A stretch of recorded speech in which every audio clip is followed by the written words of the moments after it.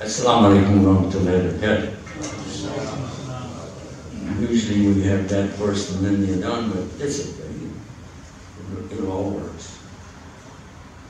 What we're going to do is put this on live right now so that, number one, I always like to have a recording of what I say because people love to take parts of what you said or make up something and put it out there. So, we have a record of ourselves. The second thing is we have a very big event that we're going to tell you about after the khutbah, and I want the folks to know about this as well. We know that we have our masjid here and so on, what we're doing. So this is what we're doing right now.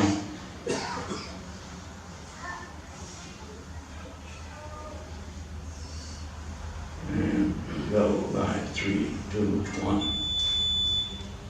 Bismillah, alhamdulillah, wa salatu wa salamu ala rasulullah wa ala alihi wa sahbihi ajma'in. Ashhadu an la ilaha illallah wahdahu la sharika lahu wa ashhadu anna Muhammadan abduhu wa rasuluhu sallallahu alayhi wa sallam. Ya ayyuhalladhina amanu ittaqullaha haqqa tuqatih wa la tamutunna illa wa antum muslimun. Wa atasimu bihablillahi jami'an wa la tafarraqu. Usually, alhamdulillah rabbil alameen, that whenever we hear these words in the Jummah Khutbah, we don't hear that next part of it. Usually we just hear it stop when it says, you don't die except as a Muslim. But all of this is really a setup for something, and I've talked about this many times, but the importance of knowing what comes next.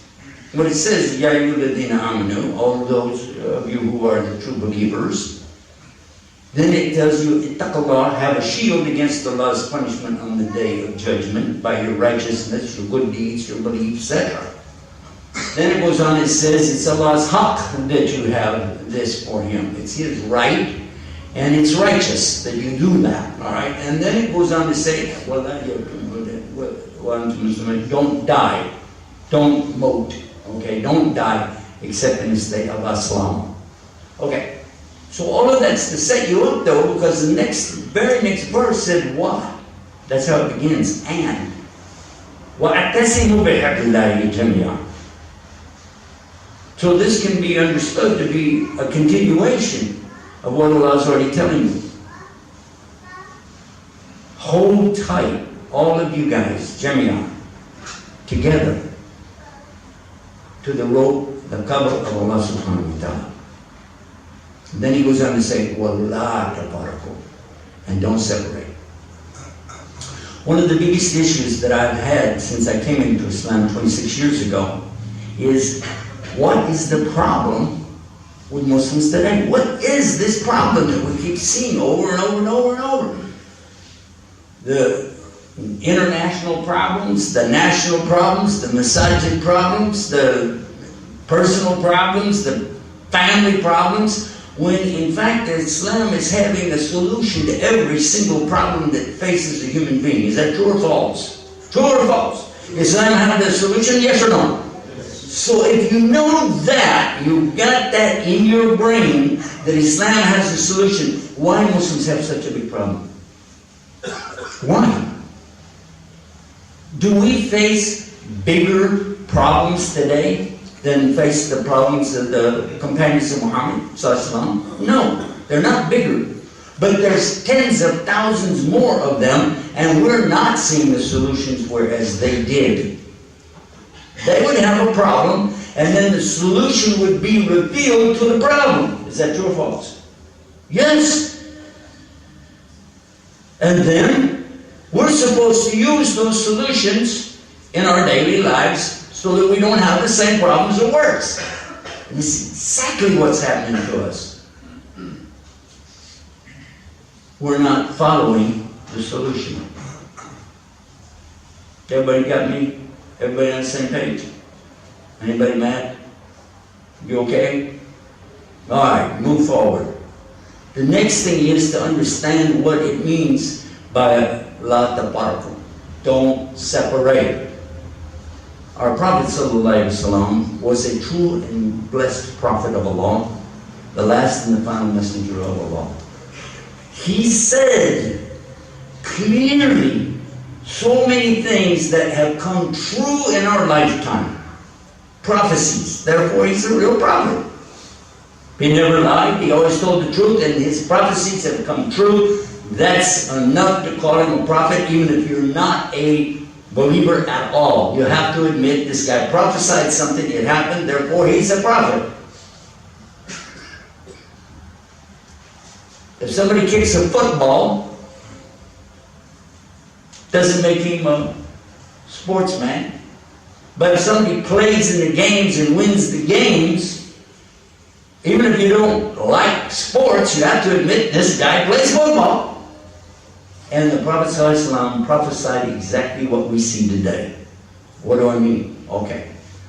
I'm going to translate everything or rely on translations for you. Number one, to keep it shorter. Number two, because my Arabic isn't all that good anyway. But our Prophet ﷺ, he told us about these last days. And one of the things he told us about was the condition of the Muslims being such that we would be invaded, and people coming to us like people go to a feast. People inviting each other. Did I drop something? What was that? People inviting each other to attack Muslims like people invite each other to come to a feast. Now look what happened. There's a dialogue that comes after this. After he said that, the people are going to invite to you like they invite to a feast. Come and eat these guys. They said, Ya Rasulullah, will it be because we're so few in number? Because remember, they were always few in number, yes? And sometimes 10 to 1. They were outnumbered 10 to 1. He said, that. No. No. He said, you will be all over the earth. But then he described how we'll be all over the earth.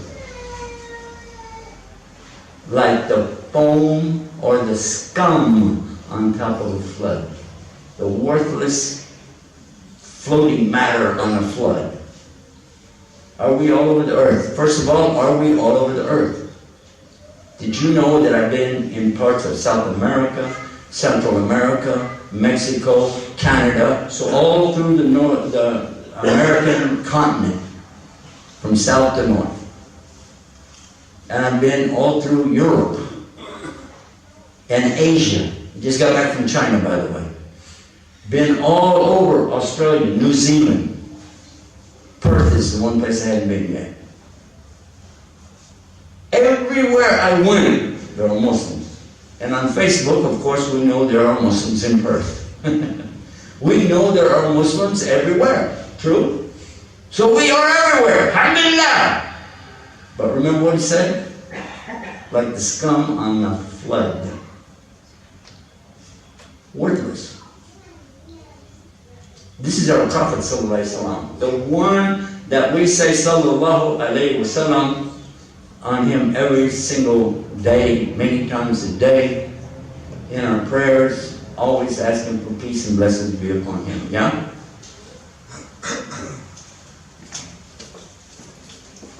So the companions, they want to know what more about this condition, you know.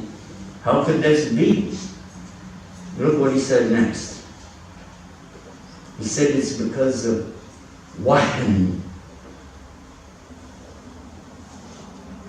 What's wahan? He said the love of dunya, of the dunya, and the fear to die. Fear of death.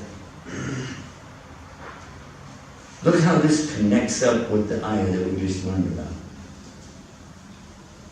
Look at this. Don't die except as a Muslim and hold on tight to the rope of Allah subhanahu wa ta'ala. Hold on to the deen. The rope, the translators and commentators about this have told me that this refers to the deen of Islam itself. What is the deen of Islam? Can we refer this now to the Hadith of Jibril alayhi salam? I'm sure you're familiar with it. Very famous Hadith of Rasul sallallahu alayhi salam. He was there with his companions. He has asked them actually to ask me some questions. Ask me some questions. and they don't want to. They're shy to ask him, you know. So suddenly this man appears from somewhere with no signs of travel on him whatsoever. His clothing exceedingly white, his hair is exceedingly black, meaning that he has no dust, no travel sign on him at all, but yet nobody knows him. Where'd he come from? And he comes right up to Rasulullah sallallahu alaihi wasallam, kneels down in front of him, puts his knees to his knees, his hands on his thighs, and looks him in the eyes, and he asks him a question. Directly asks him a question. What's Islam? What's Islam? Rasulullah sallallahu alaihi wasallam, he responds back by telling the 5 pillars of Islam. What is Islam? Which is the kalama, La ilaha illallah Muhammad Rasulullah, the creed of Islam, to say that. Salawat al-Khams, establishing the salawat, the connection with Allah for our prayers. Then, Sam Ramadan, fasting the month of Ramadan. Then, Zakat al-Mal, paying the zakat on our wealth, which we're going to be asking everybody to step that up tomorrow night at the fundraiser, by the way. And then, Hajj fil Baytullah, which is the pilgrimage to the house of Allah in Mecca once in a lifetime that Allah makes the way. Now the companions were like, oh, who's this asking him a question? Because look what he said next. You're right. Huh? You ask him a question and you say you're right? Then he asked him, what is Iman? And the answer of Iman, to believe in Allah, wa malaikatihi, wa kutubihi, wa rusulihi, wa yawm al-akhir, wa qadratullah. And this, depending on which one the hadiths you have, may not have in the same order that I did. But the point is that you have full belief and iman and trust in Allah, and full belief in His angels, full belief in His books, full belief in the prophets, full belief in the day of judgment, resurrection, and of course the qadr of Allah, which is predestination. Knowing that Allah, He is the one who controls everything that happens. You cannot do anything except by the permission of Allah, no matter what. Okay? And again, the acknowledgement's coming. You're right. Now, next question. And after these questions, it comes down to the last question. And I'm going to skip down to there. Well, let me skip Ihsan. What is Ihsan? Is to worship Allah as though you see Him, although you don't, but keeping in mind that He always sees you. And then, the one asking, when is the hour? Meaning, when's the last day? When's it all going to wrap up? And the Prophet ﷺ, he says, I don't know and you don't know. We don't know. But the signs are these. And he gave 2 of the many signs that he gave in his prophethood. But in this particular hadith, he mentioned 2. When the slave gives birth to the master, how could that be? And the Arabs of the desert compete against each other to build tall buildings. This must have sounded like a joke. Like humor, man. What is this? Is this the comedy hour? What are you talking about? You're talking about a slave, because they had slaves back then. How are a slave going to give birth to their own master? How? How would anybody talk down to their own mother? How? Telling her what to do. And we do see that today, don't we? Do we see that today? Many women are slaves to their own kids. And then, people living in tents, nomads in the desert, poor people basically that travel around with sheep or goats or whatever, suddenly they're going to be competing, this is what the translation said, to build the tallest buildings. What is the tallest building in the world today? New York. No. Paris. No. Eiffel Tower? No. Big Ben? UK? No. China. Maybe Malaysia, the twin towers in Malaysia, the big, Petro Tower. No. Actually, you're right. You're absolutely right. But this is Yom Khutbah, so take a deep breath. Cool. I just want you to get in the mood, and I see you doing that. That's cool. I love it when people don't fall asleep in the khutbah.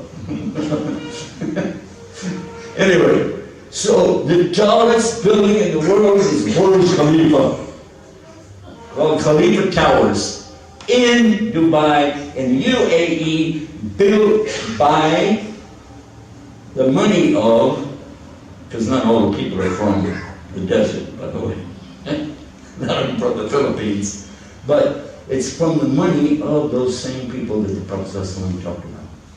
Tallest building in the world today. So again, I'm saying prophecy's coming true. Prophecy's coming true makes him a prophet. I don't care who you are, who's watching this right now. If you don't understand that, then go look in the dictionary. A prophet is somebody who prophesies something, and a true prophet prophesies what's coming, and it happens. But he didn't tell us all of that just so we could prove that he's a prophet. That wasn't his point. He didn't need to prove anything to anybody. The reason for letting us see the prophecies is for us to know that the message coming with it is absolutely true. The Quran is absolutely, positively, without any doubt, unequivocally, I want to say a big word right there, is absolute and it's true. Nobody can change it, alter it, play with it. It's been the same 1,400 years. Now, our job is to get in tune with that message. What is the message telling us? Again and again. I love to read the Quran, by the way. I read it most of the time in the Arabic, but because I don't have strong Arabic knowledge, I go back to the translations that I have and look and compare again. And you know what I keep seeing over and over and over and over and over? On every single page in the Quran is a reference to Allah. Many references, but not as many, of course, to Abraham, the prophet. Many, many more to Moses. It's in the Quran. 25 or 26 times we see Jesus, alayhi salam. But only 4 times we see the word Muhammad and 1 time the word Ahmed. 5 times referring to Rasulullah sallallahu alaihi wasallam. Only. So who do you think the book came from? I'm not asking you to use logic. I'm asking all of those who are watching this right now, just use your brain. And stop and think that in 606 pages, that you have God's names, attributes on many times. One time I counted over 20. On a page, on a single page. So who's the book really from? Establish that in your mind, and then we'll establish what the message is. Establish, first of all, that it's, check your sources. I'm asking you to check the sources of Muhammad sallallahu alaihi wasallam, check the sources of Quran, then we'll look at the content and find out what the message is. Inshallah.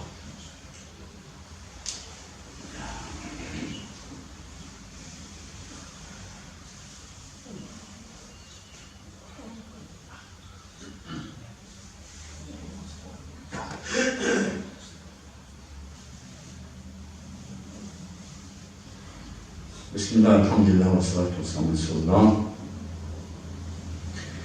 For those of you watching right now, if you don't know that we always have a break, we're supposed to have a break between the khutbahs. The Jummah khutbahs done in 2 parts. Some of us forget sometimes, but good brothers will remind us, alhamdulillah. And I wanted to just go forward with what that message really is. We're talking about check your sources. Now, Facebook is a source of information, but how reliable? If somebody said, I saw on Facebook that the world's going to blow up tomorrow, would you buy that? No. For sure. Instagram, Twitter, doesn't matter. Somebody tweeted on Twitter that America's going to be great again. Somebody said that. I hope it is, but that may not be the best source for information. Good inspiration, but is it information? There's a difference between information and inspiration. You understand that? And then there's, of course, falsification, meaning fake news. So when you want to check information, right now we're in the middle of information technology. It's all over the place. That's it for us. News, information. I want to know more, I want to know more. Huh? What's the source? How can you trust the source when even big newspapers are reprinting stuff that they heard and then go, oops, front page, blah, blah, blah, blah, blah, blah, blah, so-and-so did so-and-so and such, destroy their career, destroy their lives. Next day, back page, little type, oops, oops. Yesterday's big news, we misspelled a few things, like he didn't really do anything. Is that really happening? Yes or no? I mean, it's a yes or no question. Yes. Therefore, can you rely on it 100%? No. Every time you see something, I'm sure you're like me, you see something, you go, wow, I got to check that out. You don't just take it right away anymore. We don't check it out. My wife told me today, she saw something, and I said, where'd you see it? She said, Facebook. I said, yeah, right. But then I checked it out. It turned out to be true. At least from the other sources. But when you read the Quran, this is really from your Creator. This is not from Muhammad. He's not speaking on his own. And when you read it from your Creator, and you see that He's told you, I'm coming back to the same message. By the way, if you thought I was off track, I'm just solidifying what I told you in the beginning. وَاعْتَصِمُوا بِحَبْلِ اللَّهِ جَمِيعًا وَلَا تَفَرَّقُوا. All of you hold tight to the rope of Allah and don't separate. Do Muslims separate today? How many people do you know? And ask yourself, do I do the same thing? Whenever you talk about your Islam, you say what kind of Muslim you are, or what Muslim where you're from. I'm an Arab Muslim. A Desi Muslim. Huh? Or a Shiite Muslim. A Sunni Muslim. A Gunni Muslim. Sufi, Kufi, Shiite, Qadiani. What are we talking about? Either you're a Muslim or you're not. And you don't have to advertise it. We can look at you and figure it out. What does it take to be a Muslim? And we already know that from the first khutbah. We already know what it takes to be a Muslim. You don't have to argue about it. Rasul Sallallahu said it. The Shahada. Whoever makes the Shahada, and he talked about that, whoever makes the Shahada and establishes the Salah, you mentioned these two. Establishing the Salah is a part of it. Shahada, Salah. 2. This is your brother. He's safe from your hand and your tongue, and take care of it. Is it? Alright, now, if you thought about that, you said, that would include almost every Muslim in the world, if they do Salah. Wow. And it's Salawatul Khams, by the way, not just Jummah. Daily, 5 times. So if he's praying, he said that, it means at least you give him the salams, that's for sure. You're supposed to be giving salams everywhere.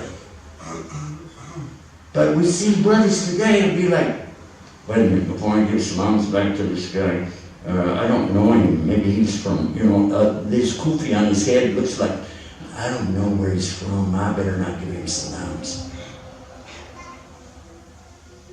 If you're telling me that you never heard of that, I'm telling you I've been all over the world. I've seen it in every stinking country I've been in. where they say, I'm a Pakistani Muslim. They put Pakistan ahead of Islam. A Saudi Muslim. Saudi's not even a major tribe, by the way. Hello? What are you saying to me? Do you want me to say I'm a Texas Muslim? That make you happy? I'm going to share this with you in closing. I want to mention this. When I came back from Mexico, some years ago, they got me at the immigration and took me aside and when they asked me a bunch of questions. Figures. Like, I've got this thing about in my mind, a pattern, that I'm always going to meet randomly. You know him? Yeah. Well, I met him and he took me aside and he said, what were you doing? Where'd you go? Who'd you talk to? Blah, blah, blah. And then he said, oh, last question. What kind of Muslim are you? Now, this is my lecture right now. And I've been talking about this since day one. We can't succeed by dividing. So he's asking me, what kind of Muslim are you? And I refused to identify myself with anything except the word Muslim. So I said, well, I'm a fat Muslim, but I'm trying to lose weight. He said, what kind of Muslim are you? And he's got a book there, he's going through the list. Actually, me and one of my companions, we helped compile that list when I was with the Air Force.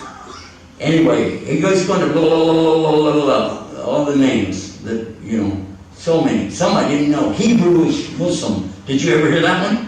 Hebrewish Muslim. Found that one in the prison one time. Oh. He said, what kind of Muslim are you? I said, okay.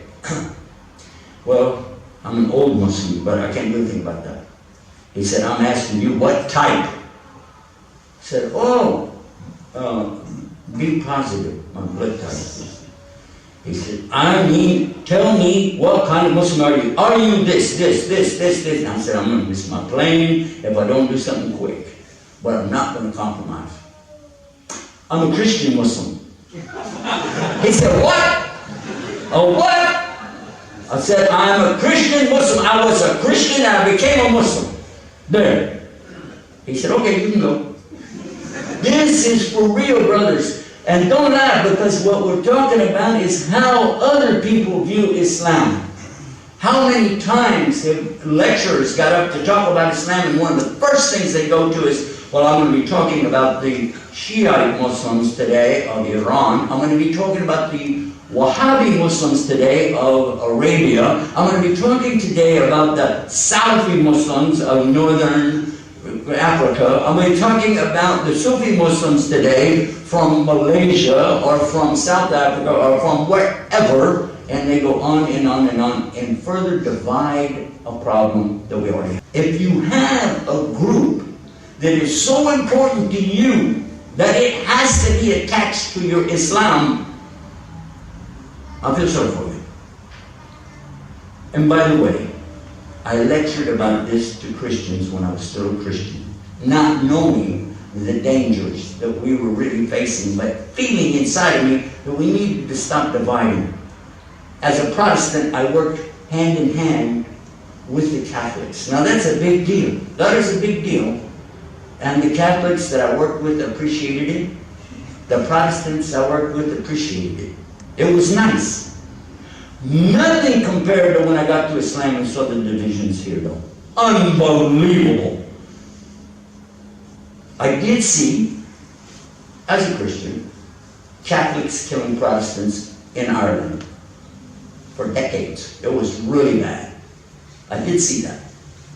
But when you see so many places on the continent where Muslims are persecuting other Muslims, killing other Muslims, raping other Muslims, this is way bizarre.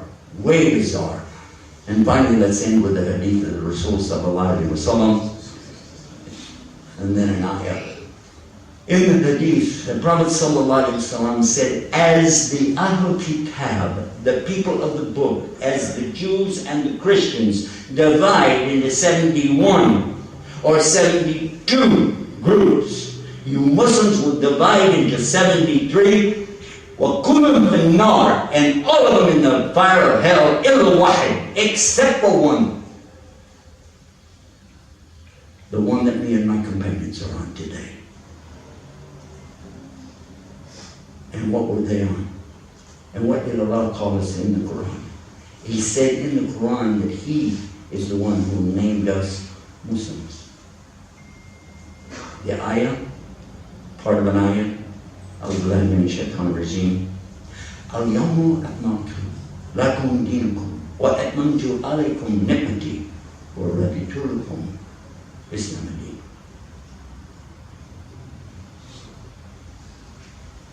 On this day,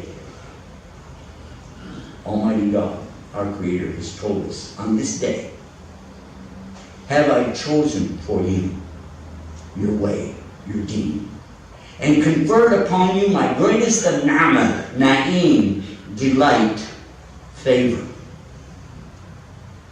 and chosen for you to submit, surrender, obey in sincerity, and in safety, and in security, and in peace.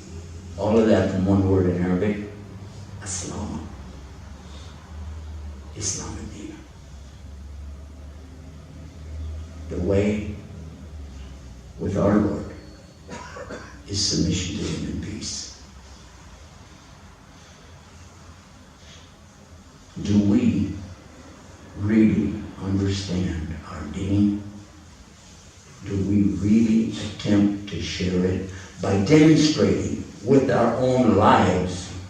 Do we really understand how important it is to get this message out to the people? Do you know why I'm holding my phone in my hand and broadcasting this right now to over 750,000 people around the planet? Do you understand why we have to have our own voice?